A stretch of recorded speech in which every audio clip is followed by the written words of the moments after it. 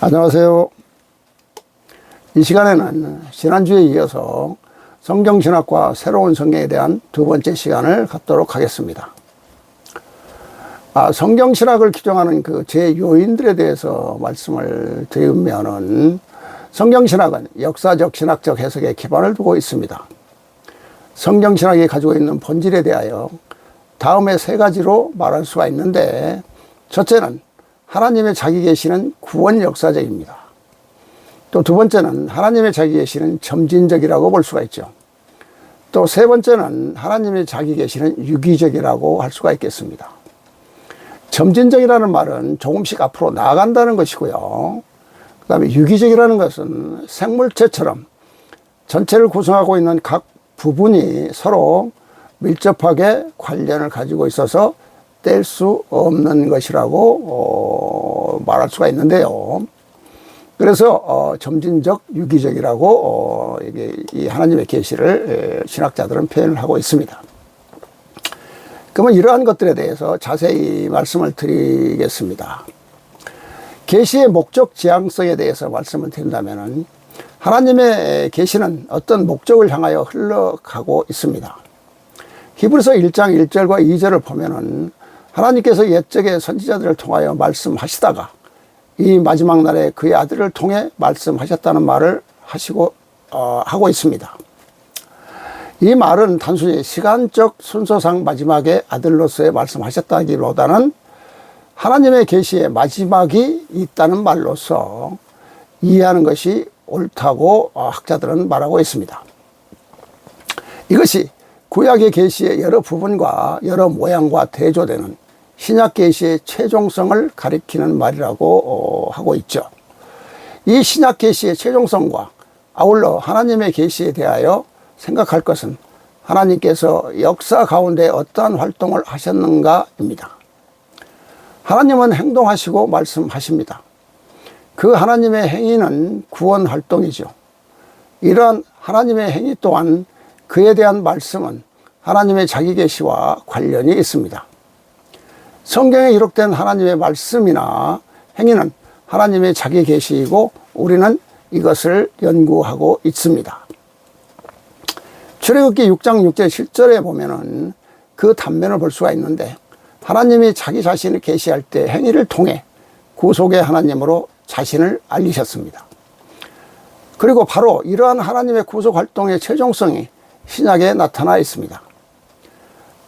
나중에 살펴보겠지만은 마태는 이러한 하나님의 계시의 목적을 분명히 인식하고 예수 그리스도를 소개하고 있습니다. 자, 새로운 성경 322번째 말씀을 보면은요, 새로운 성경을 내려보내는 목적이 있습니다. 즉, 기존 성경에 계시의 목적이 있듯이, 하나님의 계시의 목적이 있듯이, 역시 새로운 성경도 하나님께서 내려보내는 그 목적이 분명히 있습니다. 자, 3절부터 보면은요, 구약이나 신약의 성서가 방대하게 기록되어 있고 완벽하게 기록되어 있는 것 같으나 너희들의 인성이 다르고 생각하는 바가 다르며 생활 습관 또한 다르니 몇천 년의 역사가 흐른 지금에 와서 너무나 어렵고 힘들며 그것을 공부하고 깨우치는 자들이 또한 앵무새가 짓거리듯이 똑같은 말과 똑같은 방법으로 가르치며 나의 성서를 깊이 연구하고 무슨 뜻인가를 생각하면 성서의 말 한 구절에 수십 가지의 뜻이 있는 것을 너희 인간들은 너희들의 편의에 따라서, 너희 인간들의 생각에 따라서 너희 자신들의 안락한 방향으로만 생각하니 이것이 잘못되었음을 내가 아나니, 너희들의 사람이 살아오면서 세대가 바뀌고 또한 세대가 바뀌면서 변화하는 생활권과 너희들이 영원히 변하지 않을 것이라 생각했던 가장 중요한 식생활이 변화되는 시대의 입맛에 맞추어 다 변하듯이 너희의 생각과 마음도 시대에 따라 변하여 가고 있으니 이를 구약과 신약이라는 성서를 가지고 너희가 세상을 다스리지 못하여 구원을 받을 자가 없나니, 군대로 말하면 정예부대인 14만여 명의 구원의 십자군인 그들마저도 한 명도 형성할 수가 없으니 구원의 전사인 14만 명의 십자군을 만들기 위하여 누구든지 깨우치며 배우기 쉬운 그리고 시행할 수 있는 하나님 말씀하옵소서 나의 법전을 내려보내니 너희는 나의 깊은 뜻을 깨달아 구원을 받으며 14만 명의 정예부대가 되며 많은 이들에게 전파 사업을 전개하여 온 인류를 깨우치게 하며 내 앞에와 용서받으며 영원히 살 수 있는 길로 너희들을 인도하고자 함이니 너희들은 나의 깊은 뜻을 받들며 10년 안에 구원할 자와 구원하지 못할 자를 내가 구분할 것이니라. 이렇게 하나님께서는 새로운 성경을 내려보내는 목적을 말씀하시는데요. 다시 한번 요약해서 간단히 말씀을 드린다면 구약과 신약 성경으로 하나님 자신을 계시하셨는데 사람들은 말씀대로 살지 못하여 구원받을 자 한 사람도 없어 새롭게 심판의 시대를 열어 구원할 자와 구원하지 못할 자를 구분하는 시대로 새로운 성경을 읽고 깨달아 말씀대로 행하는 자가 되어야만이 구원을 받을 수 있다는 새로운 성경의 목적을 말씀하고 있습니다. 자, 두 번째, 이제 하나님의 자기 계시는 구원 역사적이다. 이 말씀을 가지고 이제 또 말씀 한번 드리면요. 구원 역사적이다. 보스는, 게르알더스 보스라는 신학자는, 계시의 과정은 역사와 동시에 일어날 뿐 아니라 역사 안에서 구현되기도 한다고 말하고 있습니다. 그 대표적인 예가 그리스도의 십자가의 달리심과 부활이라고 말하고 있죠. 하나님의 계시는 역사적 상황에 따라 기록되어지므로 역사성을 갖게 됩니다. 성경 자체가 역사의 소신이므로 성경을 바르게 이해하기 위해서는 반드시 성경에 기록된 역사적 정황들을 짚고 넘어가야 할 것입니다. 그러나 성경의 역사적 상황이 인간의 역사와는 다르다는 것을 전제로 해야 하며 또 인간의 역사는 과학적 진실을 요구하기 때문입니다. 성경은 과학적 진실을 기록한 것이 아니라 하나님의 관점에서 보는 구원사적인 것을 선택적으로 기록한 것이기 때문입니다. 성경 계시는 관심은 역사적 사실 자체에 있지 않고 하나님의 백성들이 하나님의 구원 활동을 올바르게 바라볼 수 있는 맥락으로서 기록된 것입니다. 그리고 이러한 하나님의 백성의 역사는 하나님이 누구신가를 보여주는 방편으로 성경에 기록되어진 것입니다. 결국 이 구원의 역사는 그리스도의 십자가로 종결됩니다. 이와 같이 하나님의 구원 역사는 그리스도 안에서 완성되는 것입니다. 그것은 단순히 인간 회복의 좁은 영역이 아니라 잃어버린 세상을 구속하셔서 하나님의 영광과 명예를 회복하는 영역을 포함한다고 볼 수가 있겠습니다.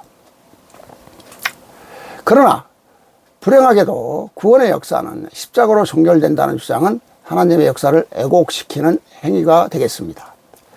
구원의 구원은 이 땅에 태어난 자가 스스로의 삶을 하나님의 뜻대로 계명을 지키며 예수님의 삶을 본받아서 선한 삶을, 아름다운 삶을 살아 심판을 받아 구원을 받는 것입니다.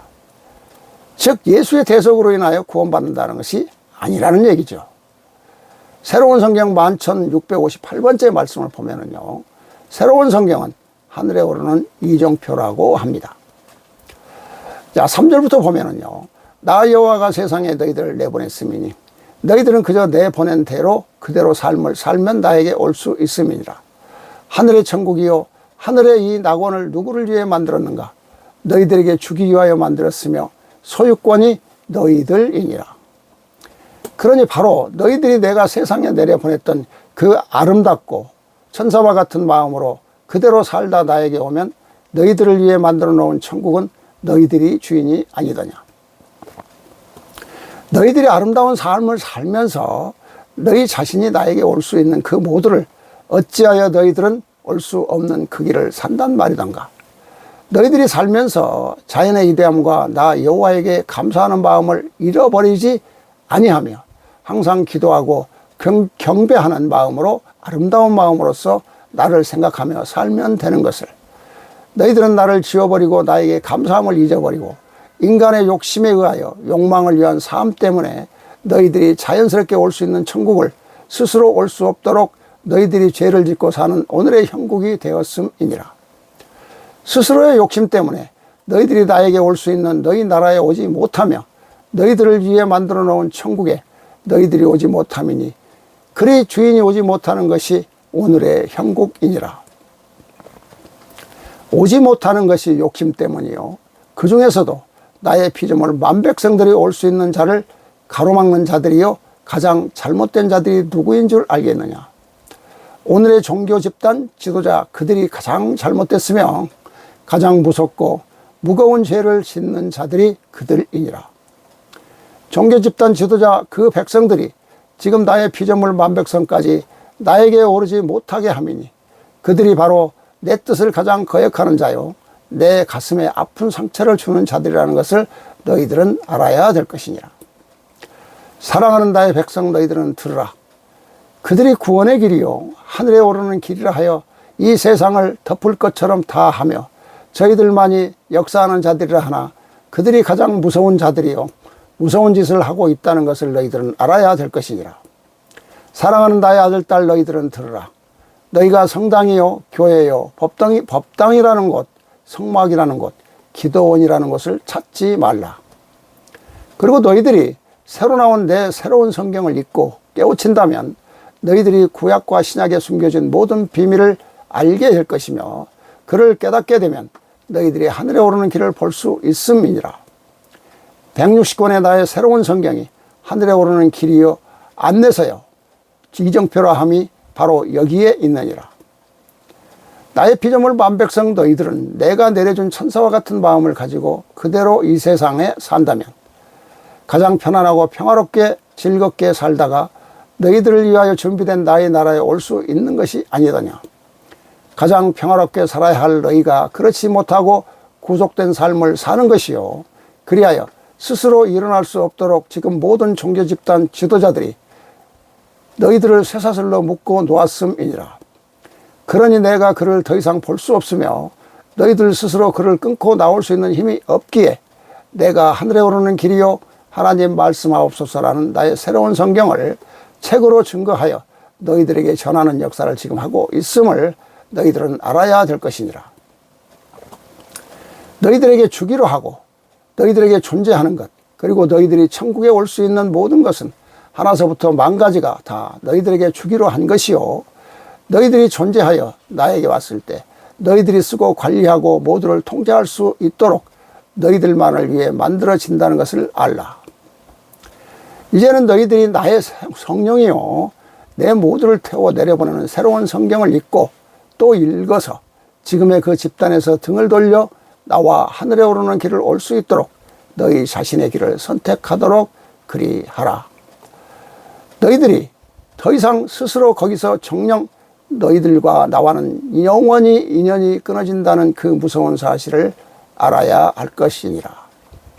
즉 이 말씀은 교회와 성당, 법당이라는 곳, 성막이라는 곳, 기도원이라는 곳을 가지 말고 하나님께서 내려주신 새로운 성경을 읽고 깨우치면 구약과 신약의 비유와 비사로 기록된 모든 비밀을 깨닫게 되며 하늘에 오르는 길을 볼 수 있다는 말씀으로 이 160권의 새로운 성경이 바로 하늘에 오르는 길의 안내서요 이정표라는 것입니다. 자, 이제 세 번째, 하나님의 자기 계시는 점진적이다 라는 말씀을 해보도록 하겠습니다. 게르알드스 보스는 하나님의 계시는 우리가 구속이라고 부르는 하나님의 행위와 연관되어 있다고 합니다. 또한 구속은 역사적으로 계속되는 성격을 가질 수밖에 없다고 했습니다. 그러므로 보스는 계시는 구속의 해석이라고 말하고 있죠. 그러므로 구속이 점차로 전개되듯이 계시도 점진적일 수밖에 없는 것입니다. 하나님의 자기 계시는 점진적이라는 말에 대하여 이우재 교수는 다음과 같이 말하고 있습니다. 하나님의 계시는 한 번 주어진 것이 아니라 점진적으로 발전해가는 구속 역사적 계시이다. 성경신학은 하나님의 구속사가 세대주의자들의 주장과 같이 시대적으로 분리된 것이 아니라 성경 안에 다양한 시대들이 하나님의 구원 계획에 큰 무리 없이 통일성을 가지고 있다는 점을 강조한다고 이우재 교수는 말하고 있습니다. 즉 하나님의 자기 계시는 성경 역사를 통하여 점진적으로 발전하며 계시되고 있다는 말이죠. 구약에서 신약에 이를수록 점차 확대되어 가며 결국 그 계시는 그리스도의 성육신을 통하여 절정에 이르게 됩니다. 객관적이고 중심적인 구속이 다시 나타날 때는 바로 그리스도의 재림의 때라고 말을 하죠. 그러나 이 이론은 틀린 이론입니다. 그리스도의 재림은 없습니다. 왜냐? 이 땅에 구원할 수 있는 자가 한 사람도 없기 때문입니다. 천사가 되어야 하늘로 올라갈 수 있는데 천사와 같은 자 없기 때문이죠. 6000년 동안 성경의 역사가 점진적으로 발전해야 함에도 불구하고 종교 지도자의 욕심으로 하여금 잘못 이루었고 잘못 쌓아왔으며 그로 인해 잘못 배워왔기에 퇴보하였으며 그 모두를 다 무너뜨리고 기초적인 것부터 다시 가르치기 시작해야 하므로 예수께서 이미 새로운 성경으로 이 땅에 오신 것입니다. 즉 새로운 성경이 예수가 재림한 것이라고 볼 수가 있습니다. 새로운 성경으로 재림은 완성되었습니다. 아니, 하나님께서 직접 이 땅에 이미 새로운 성경으로 하나님께서 오신 것입니다. 이에 대해 새로운 성경 11,555번째, 11,555번째 말씀을 보면은요, 나 여호와가 내리는 새로운 성경이 무엇이더냐. 새로운 성경에 대해서 하나님께서 말씀하시는데요. 4절부터 보면은 기초적인 것부터 다시 시작함이니라. 나의 피조물 반 백성 너희들이 잘못 이루었고 잘못 쌓아왔기에 잘못 배워왔기에 그 모두를 다 무너뜨리며 기초적인 것부터 가르치기를 시작하는 것이며 그 역사가 이루어지고 있음을 너희들은 알아야 될 것이니라.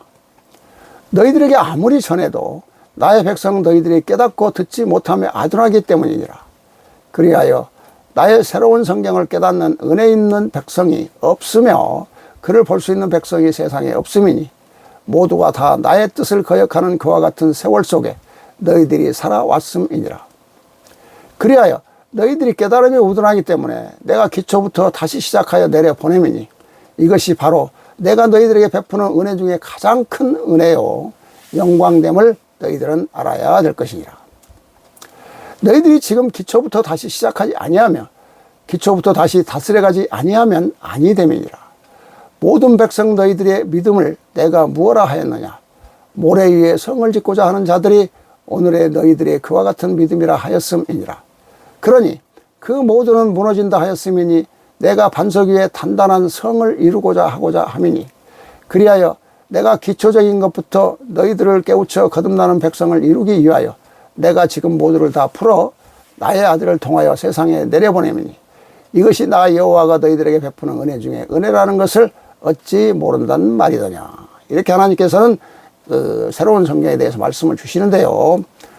다시 한번 이렇게 요약해서 말씀을 드린다면 사람들의 깨달음이 우둔하기 때문에 잘못 이루어왔고 지금까지 잘못 이루어왔고 잘못 배워 잘못 쌓아왔다는 말씀으로 하나님께서 모두를 무너뜨리고 기초적인 것부터 다시 가르치기를 시작하는 것이며 그 역사가 이루어지고 있는 이것이 바로 하나님께서 사람들에게 베푸는 은혜 중에 가장 큰 은혜요 영광됨을 알라는 말씀으로 오늘날 모래 위에 성을 짓고 있는 자들의 믿음은 무너뜨리며 또 하나님께서 반석 위에 단단한 성을 쌓고자 기초적인 것부터 깨우쳐서 거듭나는 백성이 되도록 모두를 다 풀어 선지자를 통하여 새로운 성령으로 세상에 내려보내는 새로운 성경을 기록하게 한 것이라는 말씀이 되겠습니다. 이제 네 번째, 하나님의 계시는 자기 계시는 유기적이다. 유기적이라는 말은 하나님은 자기 계시가 처음엔 씨앗의 형태를 가졌지만 점차 열매를 맺을 수 있을 만큼 자라게 된다는 말입니다. 이우재 교수는 이러한 것을 잘못 해석하는 경우를 다음과 같이 말하고 있습니다.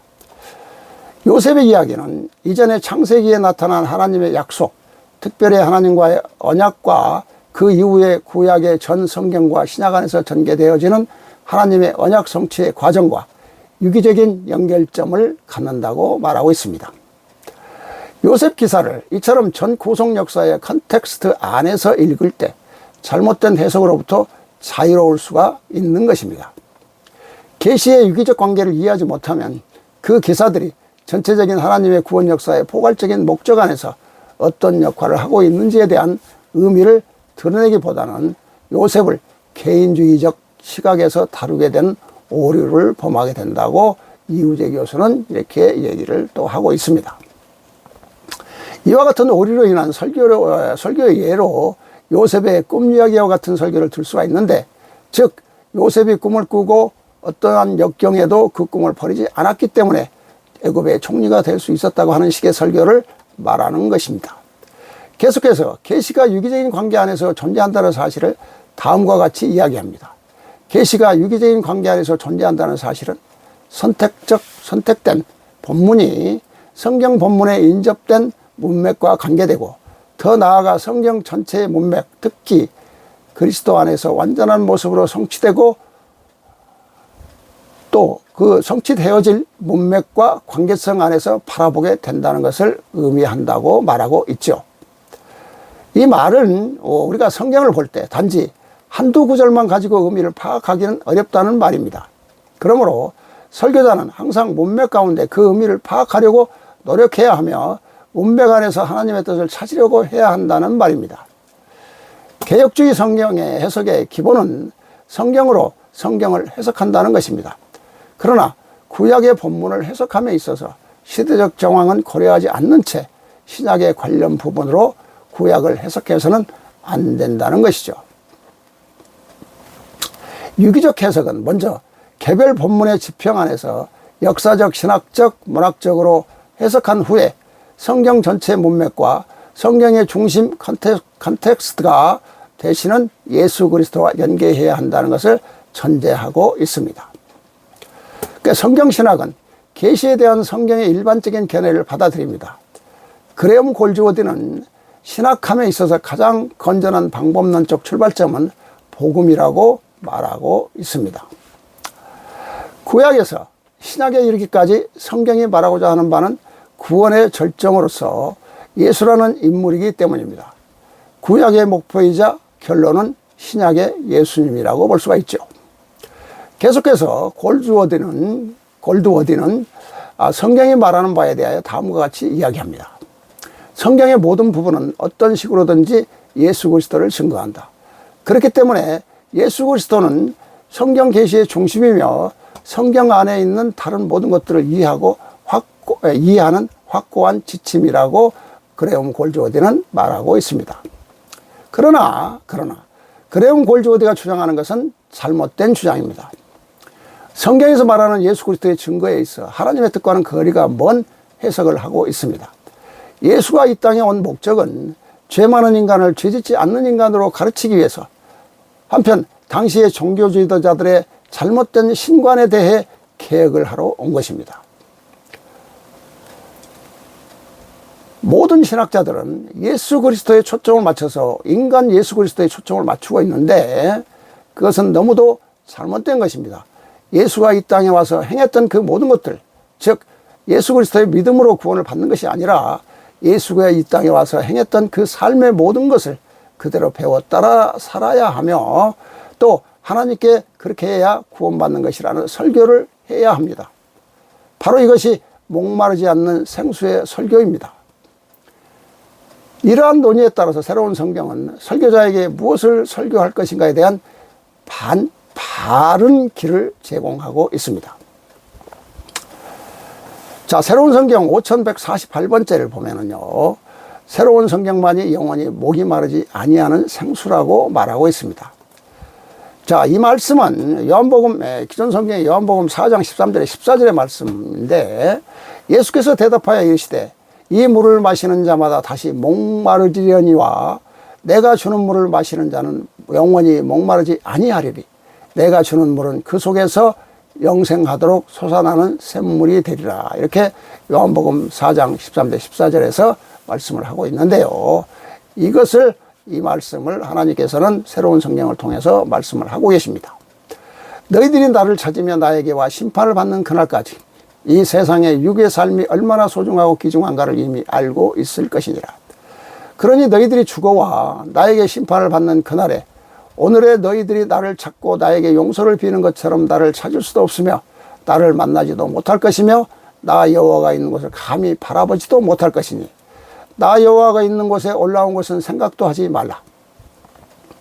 그러니 너희들이 오늘의 나를 찾을 수 있으며 나를 만날 수 있으며 나에게 용서를 빌며 회개할 수 있는 너희들의 그 육의 삶의 존재함이 얼마나 소중한 것인가를 깨달으라.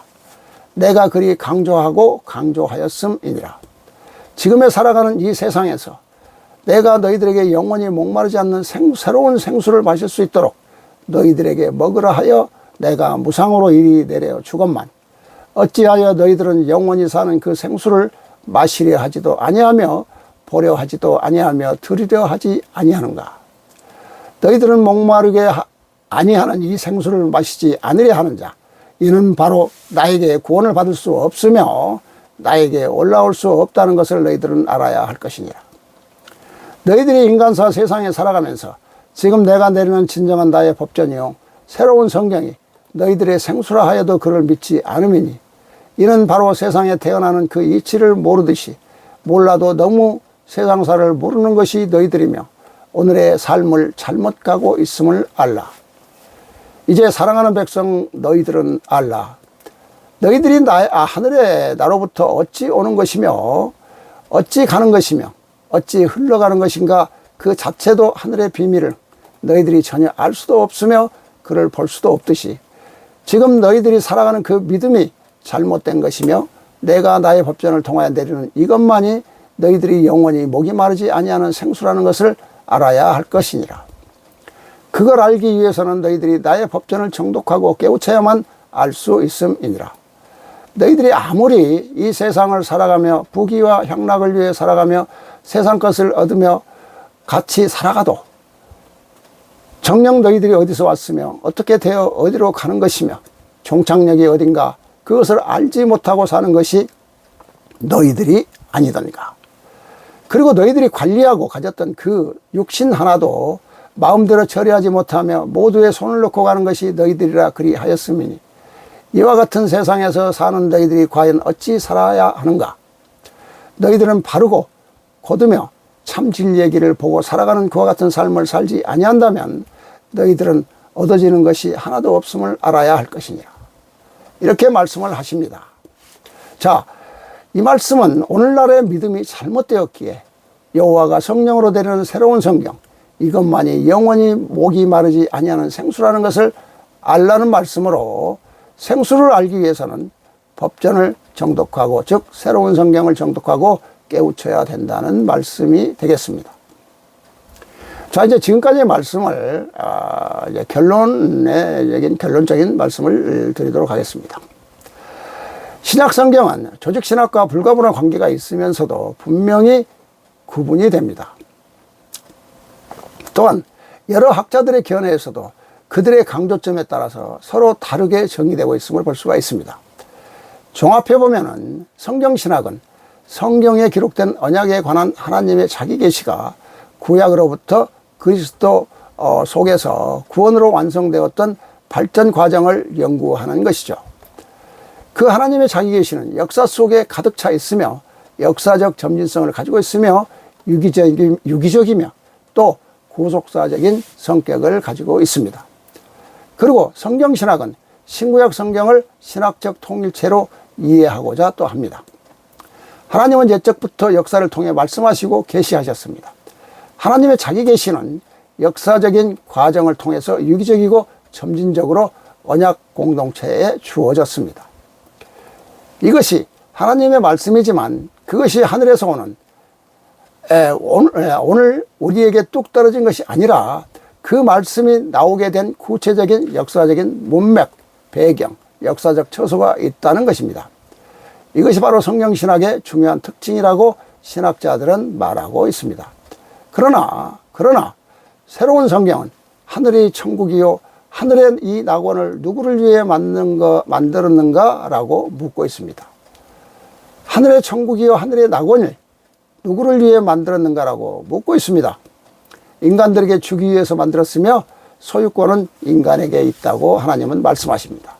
그러므로 하나님께서 세상에 내려보냈던 그 아름답고 천사와 같은 마음, 즉 우리가 갓난아기로 태어났을 때의 천사와 같은 아름다운 마음을 갖고 태어난다고 하나님께서는 말씀을 하고 계십니다. 그렇게 천사와 같은 마음으로 살다가 하늘에 오면은 천국은 인간들이 주인이 아니더냐라고 묻고 계십니다. 인간이 살면서 자연의 위대함과 여호와에게 감사하는 마음을 잊어버리지 아니하며 항상 기도하고 경배하는 아름다운 마음으로서 여호와를 생각하며 살면 되는 것을 여호와를 지어버리고 또 감사함을 잊어버리고 인간의 욕심에 의해 욕망을 위한 삶 때문에 자연스럽게 올 수 있는 천국을 스스로 올 수 없도록 죄를 짓고 사는 오늘의 형국이 되었다는 것입니다. 하나님께서는 사랑하는 아들, 딸들에게 애치고 계십니다. 성당, 교회, 법당, 성막이라는 곳, 기도원이라는 곳을 가지 말라고 하십니다. 그리고 새로 나온 여호와의 새로운 성경을 읽고 깨우친다면 구약과 신약에 숨겨진 모든 비밀, 비유와 비사로 기록된 그 비밀들을 다 알게 될 것이며 또 그때 그를 깨닫게 되면 하늘에 오르는 길을 볼 수 있다고 말씀하시고 계십니다. 160권의 새로운 성경이 하늘에 오르는 길의 안내서요, 이정표로 하면 바로 여기에 있습니다. 피조물 백성에게 여호와가 내려준 천사와 같은 마음을 가지고 이 세상을 산다면 가장 편안하고 평화롭고 즐겁게 살다가 인간을 위하여 준비된 하늘나라에 올 수 있는 것이 아니더냐라고 하나님께서는 우리에게 묻고 계십니다. 자, 지금까지의 말씀은 오늘 여기까지로 마치고요. 다음 시간에 마지막 세 번째 시간을 갖도록 하겠습니다. 이 시간까지 함께 해주셔서 감사합니다.